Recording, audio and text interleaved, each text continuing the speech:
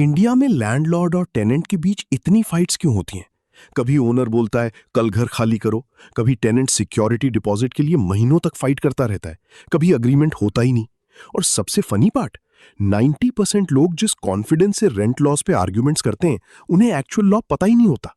और इसी कंफ्यूजन के बीच एक चीज एग्जिस्ट करती है, मॉडर्न टेनेंसी एक्ट 2021।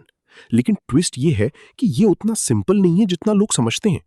इंडिया का रेंटल सिस्टम ऑनेस्टली काफी अजीब है। एक तरफ लैंडलॉर्ड्स को डर रहता है कि टेनेंट घर खाली नहीं करेगा, दूसरी तरफ टेनेंट्स को डर रहता है कि ओनर कभी भी निकाल देगा।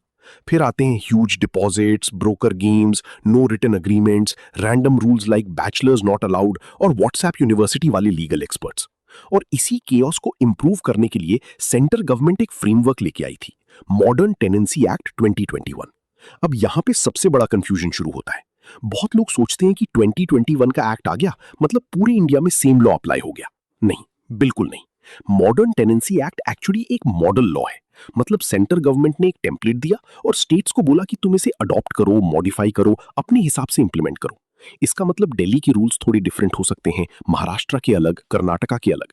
एग्जैक्टली सेम सिस्टम हर जगह नहीं होता। और ऑनेस्टली यही चीज ज्यादा लोगों को पता ही नहीं। एक्ट का एक इंपॉर्टेंट आइडिया था प्रॉपर रिटन अग्रीमेंट। सिंपल लगता है, लेकिन इंडिया में आधी प्रॉब्लम्स इसी वजह से होती हैं। वर्बल प्रॉमिसेस, डिपॉजिट बाद में दे देंगे, मेंटेनेंस इंक्लूडेड है, रेंट नहीं बढ़ाएंगे। और जब फाइट होती है तब दोनों साइड्स बोलती हैं मैंने ऐसा कब बोला। इसलिए रिटन अग्रीमेंट इंपॉर्टेंट है। रेंट कितना है, ड्यूरेशन क्या है, मेंटेनेंस कौन देगा, नोटिस पीरियड क्या होगा, सब क्लियर होना चाहिए। अब आते हैं उस पॉइंट पे जो शायद टेनेंट्स को सबसे ज्यादा इंटरेस्टिंग लगेगा, security deposit. Modern tenancy act के अकॉर्डिंग रेजिडेंशियल प्रॉपर्टीज में जनरली 2 मंथ्स रेंट तक डिपॉजिट का कॉन्सेप्ट रखा गया था और कमर्शियल प्रॉपर्टीज में 6 मंथ्स। मतलब थियोरेटिकली 10-12 महीने का मैसिव डिपॉजिट नॉर्मल नहीं माना गया। लेकिन फिर वही इंपॉर्टेंट बात, हर स्टेट ने सेम एग्जैक्ट रूल्स अडॉप्ट नहीं किए।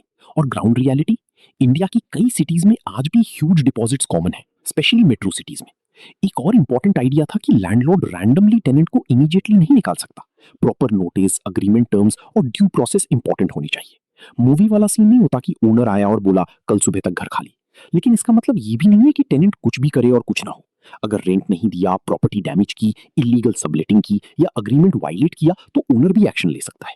इस फ्रेमवर्क का एक गोल ये भी था कि डिस्प्यूट्स जल्दी सॉल्व हो। नॉर्मल कोर्ट्स में रेंटल केसेस कभी-कभी सालों तक चल जाते हैं। इसलिए रेंट अथॉरिटीज और फास्टर रेजोल्यूशन सिस्टम्स का आइडिया दिया गया। पेपर पे ये काफी अच्छा लगता है, लेकिन इंडिया में एक्चुअल चैलेंज यूजुअली लॉ बनाना नहीं होता, इम्प्लीमेंटेशन होता है। और इम्प्लीमेंटेशन हर स्टेट में इक्वल नहीं होता। सच बताऊं, इंडिया का रेंटल प्रॉब्लम सिर्फ लॉज का नहीं है, ट्रस्ट का है। लैंडलॉर्ड्स को फ्रॉड टेनेंट्स का डर है, टेनेंट्स को हैरेसमेंट का डर है। कई अग्रीमेंट्स रजिस्टर ही नहीं होते, कई लोग अग्रीमेंट प्रॉपरली पढ़ते तक नहीं। और बहुत जगह सिस्टम अभी भी भाई ट्रस्ट कर लो मोड पे चल रहा है। और जब प्रॉब्लम होती है तब सडनली सबको लॉ याद आता है।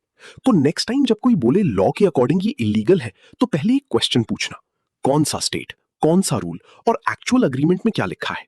क्योंकि इंडिया में रेंटिंग का सिस्टम उतना स्ट्रेट फॉरवर्ड नहीं है जितना इंटरनेट पे लगता है। और शायद इंडिया का बिगेस्ट रेंटल प्रॉब्लम लॉज की कमी नहीं, लीगल अवेयरनेस की कमी है। और अगर आपको मॉडर्न टेनेंसी एक्ट 2021 का ऑफिशियल पीडीएफ चाहिए जिसमें लैंडलॉर्ड और टेनेंट दोनों के इंपॉर्टेंट राइट्स, रूल्स और टर्म्स प्रॉपरली मेंशन्ड है, तो अभी हाई मैसेज करो, मैं आपको पीडीएफ भेज दूंगा। लेकिन एक इंपॉर्टेंट बात याद रखो, ये एक सेंट्रल गवर्नमेंट द्वारा दिया गया मॉडल फ्रेमवर्क है। मतलब हर स्टेट इसे एग्जैक्टली सेम तरीके से फॉलो नहीं करती। स्टेट्स अपने अकॉर्डिंग रूल्स मॉडिफाई या इंप्लीमेंट कर सकती हैं। इसलिए सिर्फ इंटरनेट या सोशल मीडिया क्लिप्स पे डिपेंड मत करो, अपनी स्टेट के एक्चुअल रेंट लॉज और अग्रीमेंट कंडीशंस भी जरूर चेक करो। क्योंकि इंडिया में रेंटिंग का सिस्टम उतना सिंपल नहीं है जितना लोग समझते हैं। वैसे तुम्हारे हिसाब से इंडिया में ज्यादा प्रॉब्लम्स लैंडलॉर्ड्स फेस करते हैं या टेनेंट्स?